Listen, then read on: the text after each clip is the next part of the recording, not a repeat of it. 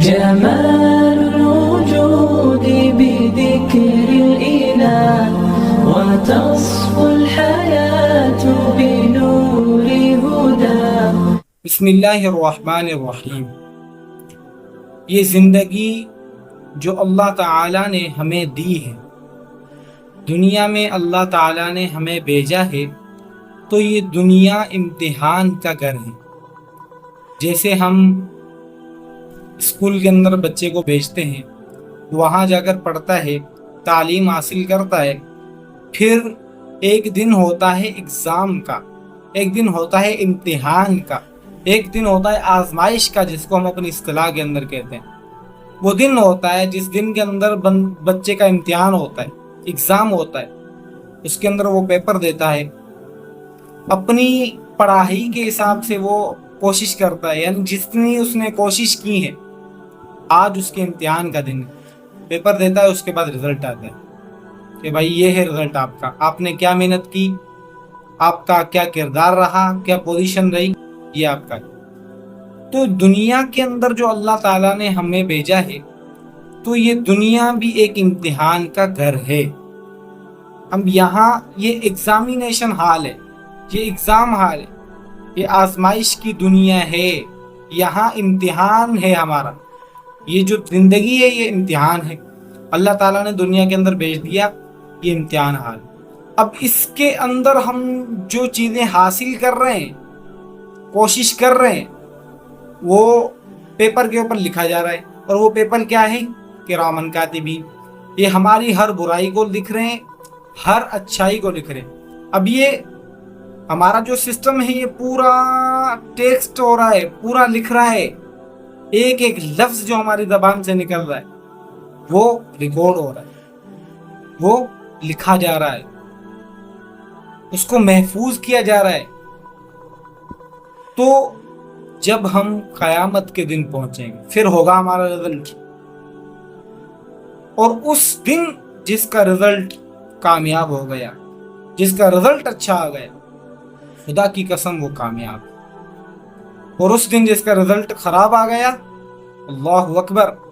یہاں پر تو ایسا ہوتا ہے نا کہ ایگزام ہم نے دیا، ایک درجے کے اندر ہم پڑھتے ہیں، اور اس کلاس کا ہم نے امتحان دیا، اس کے اندر فیل ہو گئے، تو کیا بولیں گے؟ بھائی دوبارہ جاؤ پیچھے، اثر نو، ٹرائی اگین کرو، دوبارہ اس کو پڑھو، پھر آپ اس کا ایگزام دے کر اگلی کلاس کے اندر آؤ، اگلی لیول کے اندر آؤ.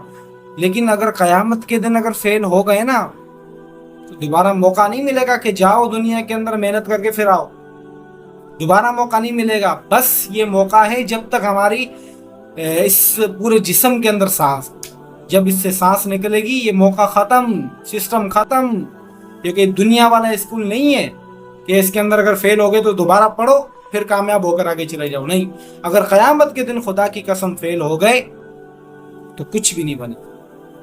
اور ہم قیامت کے دن پاس کیسے ہوں، کیسے ہماری پہلی پوزیشن آئے، اس کے لیے صرف ایک چیز کا خیال کرنا. اور کیا ہے؟ وہ حرام تھنگس، وہ حرام چیزیں جس کا اللہ تبارک و تعالی نے قرآن پاک کے اندر ذکر کر دیا کہ بھائی یہ چیزیں حرام ہیں اور یہ چیزیں حلال ہیں، آپ نے یہ چیزیں کرنی ہے، ان چیزوں سے بچنا ہے. بس ہمارا کام ہی اتنا ہے اور کچھ نہیں ہے. ہماری زندگی بہترین بنانی ہے ہم نے، اور وہ بہترین بنانے کا طریقہ بھی اللہ نے بتایا، کوئی مشکل نہیں ہے.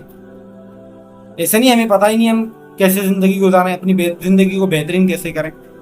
آپ نے جو کرنا ہے کرو، کاروبار کرنا ہے کرو، منع نہیں ہے، کاروبار تو کرنا چاہیے، لیکن اس کاروبار کے اندر اللہ تعالیٰ کی ناراضگی نہ ہو. اللہ تعالیٰ نے اس کے اندر جن چیزوں کا خیال رکھنے کا حکم دیا ہے، ان چیزوں کا خیال رکھنا ہے. عام طرح سے دنیا کے اندر ہم لگتے ہیں، جب ہم کوئی کاروبار کرنا چاہتے ہیں تو ہم ان چیزوں کو بھول جاتے ہیں جو اللہ تعالیٰ نے ہمیں ذکر کر دی ہیں. یعنی اللہ تعالیٰ نے فرمایا کسی کو دھوکہ نہ دو. ہم اپنے کاروبار کے اندر دھوکے کو مین حصہ بناتے ہیں. ہمارا کاروبار ہی نہیں چل سکتا اگر ہم کسی کو دھوکہ نہ دیں. اور جھوٹی قسم کھانے کی منع فرمایا، لیکن ہمارا کاروبار جھوٹی قسم کے سوا چل نہیں سکتا. قسم کے بغیر ہمارا کاروبار نہیں چل سکتا، اور وہ بھی جھوٹی. جھوٹے دلاسے دینا, خراب چیز بیچنا, دکھانا ایک چیز اور دینا. اب یہ آن لائن جو چل رہے ہیں کچھ لوگ, سارے ایسے نہیں ہیں الحمدللہ, کچھ کن لوگوں کا کام بہت اچھا ہے, اللہ تعالیٰ ان کے رزق کے اندر. باقی اکثریت ایسی ہے جو دکھاتے ہیں ایک چیزیں, دیتے دوسری چیزیں. کیا ان کو اللہ تعالیٰ کے دربار میں کھڑا نہیں ہونا کل؟ کیا ان کو اللہ تعالیٰ کو حساب نہیں دینا؟ اللہ تعالیٰ ان سے حساب نہیں لے گا. اللہ تعالیٰ حساب لے گا, ایک ایک لمحے کا, ایک ایک منٹ کا وہاں پر حساب. اور وہاں پر جب حساب ہوگا نا, تو وہاں پر ہماری زبان نہیں بولے گی, زبان کو تالا لگایا جائے گا. ہاتھ بولیں گے ہمارے, آنکھیں بولیں گی, کان بولے گا, ناک بولے گی, پاؤں بولیں گے, ساری چیزیں گواہی دیں گی, یا اللہ ہمارے اس اعضاء سے, یا اللہ جو اعضاء آپ نے اس کو نعمت کے لیے دیے, ان کو یہ ایسے سے کاموں کے لیے استعمال کرتا تھا.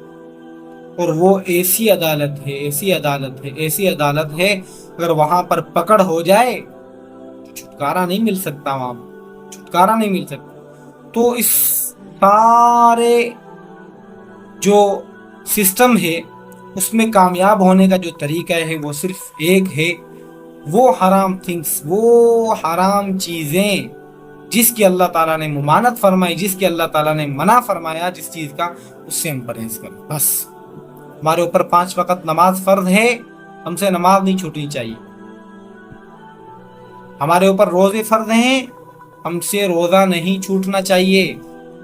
جس کے اوپر حج فرض ہو گیا اس سے حج نہیں نکلنا چاہیے, اس کو حج کرنا چاہیے. بلکہ ابھی حج آ رہا ہے تو اس کے اندر جو اپلائی کریں اور حج ضرور کریں جس کے اوپر فرض ہو چکا. تو یہ جو چیزیں ہیں ان کو پورا کرنا چاہیے, یعنی اللہ تعالیٰ کے احکاموں کے مطابق زندگی گزارنی چاہیے. یہ زندگی جو ہے یہ امانت ہے, یہ امانت ہے. ایک دن آئے گا ہماری آنکھیں بند ہو جائیں, ایک دن آئے گا کوئی سننے والا نہیں ہوگا.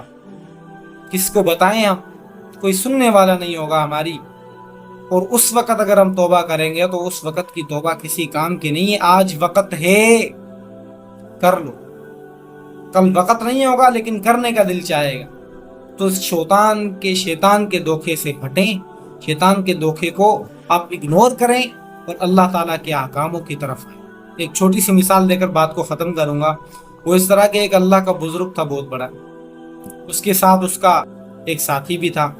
دونوں گئے قبرستان میں جا کر ایک قبر کے یہاں کھڑے ہو گئے.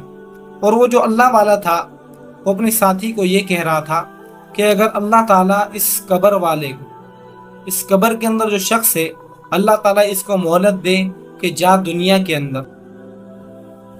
اندر اللہ تعالیٰ اس کو بھیج دے, تو یہ دنیا کے اندر آ کر کیا کرے گا؟ تو اس ساتھی نے کہا کہ یہ دنیا کے اندر آ کر اللہ تعالیٰ کے احکاموں کو پورا ادا کرے گا, 100%, 100% پورا ادا کرے گا. اچھا, اس بزرگ نے سوال کیا, بھائی کیوں؟ یہ دنیا کے اندر آ کر اللہ تعالیٰ اس کو دنیا کے اندر اگر بھیجے گا تو یہ دنیا کے اندر آ کر اللہ تعالیٰ کے احکام کو 100% کیوں پورا کرے گا؟ تو اس نے جواب دیا, اس لیے کہ یہ گیا ہے قبر کے اندر اور اس نے اللہ تعالیٰ کے عذاب کو دیکھا ہے, اللہ تعالیٰ کے عذاب کو دیکھا ہے, اللہ تعالیٰ کی رحمت کو بھی دیکھا, اللہ تعالیٰ کے عذاب کو بھی دیکھا. دنیا کے اندر صرف سنا تھا, ہم نے صرف سنا ہے. حالانکہ اگر ہم گناہ کرتے ہیں تو گناہ کے آثار ہمارے اوپر آتے ہیں لیکن ہمیں پتہ نہیں چلتا. لوگ یہ کرتے ہیں کہ بھائی ہماری روزگار نہیں چل رہا, ہم پریشان ہیں, تو یہ گناہوں کی سبب حدیث کے اندر آتا ہے آدمی اپنے رزق سے محروم کر دیا جاتا ہے اپنے گناہوں کی سبب. یہ گناہوں کی نحوست ہے. تو یہاں پر ہم نے صرف سنا ہے, حالانکہ ہمارے اوپر وہ چیزیں آتی ہیں لیکن ہمیں محسوس نہیں ہوتی. لیکن ہم نے صرف سنا ہے کہ بھائی یہ عذاب ہے, یہ رحمت ہے, یہ عذاب ہے, اس کی یہ سزا ہے, لیکن سنا ہے نا. وہ جو قبر کے اندر بندہ گیا تھا اس نے اس اللہ تعالیٰ کے عذاب کو دیکھا ہے. اب جب یہ دنیا کے اندر آئے گا, اس نے سنا تھا, اب چکھ کر آیا اللہ تعالیٰ کے عذاب کو, اللہ تعالیٰ کی رحمت کو دیکھ کر آیا, اللہ تعالیٰ کے عذاب کو دیکھ کر آیا. اب دنیا کے اندر آئے گا, ایک پل بھی اللہ تعالیٰ کی نافرمانی کے اندر نہیں گزارے. تو اس بزرگ نے بڑا اچھا جواب دیا, کہا تو سن لو, آپ بھی سن لو, میں خود بھی سن لوں, پوری دنیا والے سن لو. اس قبر والے کے پاس مہلت نہیں ہے. اللہ تعالیٰ اس قبر والے کو بھی مہلت نہیں دے گا. اس کی جو مہلت تھی وہ ختم ہو چکی ہے. لہذا ہمارے اندر سانس ہے, ہماری زندگی باقی ہے, کچھ پتہ نہیں کب تک ہے, تو ابھی ہمارے پاس مہلت ہے. تو اس اللہ تعالیٰ کی دی ہوئی مہلت کو ضائع نہ کریں. کہ ہمارے پاس زندگی ہے, گناہ ہوئے اللہ تعالیٰ سے معافی مانگو, صرف ایک جملہ استغفر اللہ و اتوب الیہ صدق دل سے, اللہ تعالیٰ تمام گناہوں کو معاف کر دے گا.